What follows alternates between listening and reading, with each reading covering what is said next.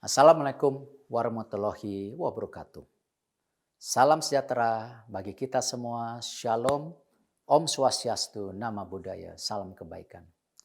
Yang saya hormati dan banggakan para pembicara, peserta, dan panitia webinar Indonesia Young Business Leadership Award 2021. Bapak, Ibu, dan rekan-rekan yang saya hormati. Saya sungguh senang bisa hadir secara virtual untuk menyemangati para generasi baru pemimpin Indonesia di ajang ini. Generasi muda adalah penggerak di era modern ini, baik sebagai konsumen maupun sumber daya manusia di perusahaan, baik saat ini ataupun masa depan. Diperlukan pemimpin-pemimpin muda serta representasi generasi muda dalam merancang produk dan solusi yang diberikan, serta dalam menentukan kebijakan perusahaan hingga posisi manajemen. Selain itu, di masa yang demikian dinamis dengan volatility, uncertainty, complexity, dan ambiguity, ini menuntut setiap perusahaan untuk dapat adaptif dan memiliki keunggulan kompetitif. Kita memerlukan semangat, ingin terus belajar, mudah beradaptasi, dan selalu mencari terobosan yang dimiliki generasi muda dan pemimpin muda. Setelah saya mendapat amanah dari Bapak Presiden sebagai Menteri BUMN, dari berbagai legasi yang ingin saya wujudkan untuk kemajuan fundamental BUMN kini dan kelak tentunya adalah generasi muda, khususnya milenial, berada di jajaran pimpinan puncak BUMN. Karenanya, salah satu terobosan yang dilakukan di Kementerian BUMN adalah memberikan kesempatan kepada generasi milenial untuk duduk dalam jajaran direksi dengan target 5% dari seluruh direksi yang ada di BUMN. Sementara, target keterwakilan perempuan adalah 15% di jajaran BOC, BOD, dan BOD-1.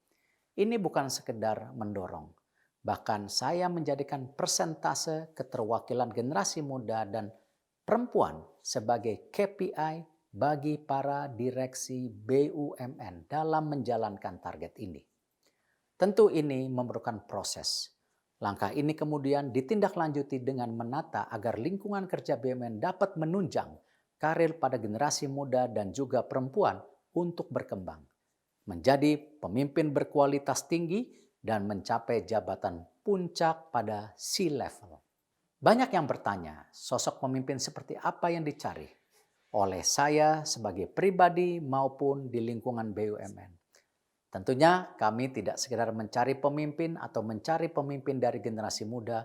Yang dicari dan ingin bangun adalah para pemimpin dan calon pemimpin yang memiliki core value akhlak, yang merupakan akronim dari amanah, kompeten, harmonis, loyal, adaptif, dan kolaboratif. Kami juga mencari sosok-sosok yang terpanggil untuk belajar, tumbuh, dan berkontribusi untuk Indonesia. 3 Employee Value Proposition atau EVP di BUMN. Terobosan menetapkan keterwakilan generasi muda, core value EVP tadi merupakan bagian dari transformasi human capital yang ada di BUMN. Transformasi ini penting sebagai upaya untuk meningkatkan daya saing BUMN menjadi pemain global dan menjadikan BUMN sebagai pencetak talenta, serta para pemimpin yang tak sekedar memiliki kemampuan teknis dan leadership yang baik, tetapi juga berkarakter, berperilaku yang luhur, serta dapat menjadi teladan. Tidak hanya bagi kepentingan BUMN, tapi juga untuk Indonesia secara luas. Hal-hal ini juga saya percaya sangat penting untuk dimiliki semua pemimpin termasuk para peserta webinar dan penerima award ini.